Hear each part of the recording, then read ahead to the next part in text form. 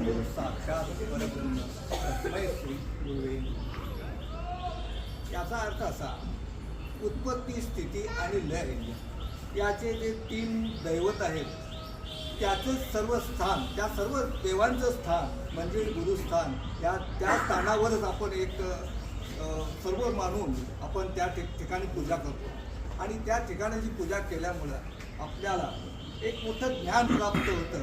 ज्ञान प्राप्त होतं म्हणजे कोणतं, की आपण जे आहे हे समजतो ते नसतं आणि नसतं ते आहे हे समजून द्यायचं काम हे गुरु करत असतात.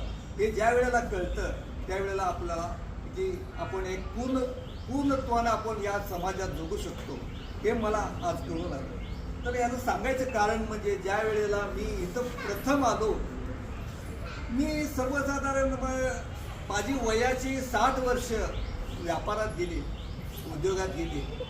त्यावेळेपर्यंत मला कुठल्याही आरोग्याचं ज्ञान नव्हतं किंवा कशाचं ज्ञान नव्हतं. मी फक्त प्रपंचात गुंतलो होतो आणि 60 नंतर थोडासा विचार केला की मला काहीतरी आता म्हणजे करावं लागेल आणि मला आता म्हणजे आरोग्यासाठी काहीतरी बघावं लागेल. आणि प्रथमच मला इथं आलो त्यावेळेला मी इथं व्यायाम करत होते आणि सरही तिथं होते आणि मी आलो आणि मी सरांनाच विचारलं, इथं सचिन कोण रे? ही माझी पहिली भेट, कारण मला माहीत नव्हतं हे सर हे आहेत. मी विचारलं, सर म्हटले मला हो कोण काय काय कारण आहे? नाही म्हटलं मला जरा रनिंगमध्ये भाग घ्यायचा आहे. म्हणजे ते त्यावेळेला मला वाटतं रनिंग नव्हे ह्याचं होतं दसऱ्याच्या वेळेत ते होतं आणि मला त्यात भाग घ्यायचा आहे. ठीक आहे. मग सर म्हणले व्हॉट्सअप तुम्ही कशावर? मी म्हटलं व्हॉट्सअप वाचलो आणि मी ठीक आहे म्हटले तुम्ही नोंद करा.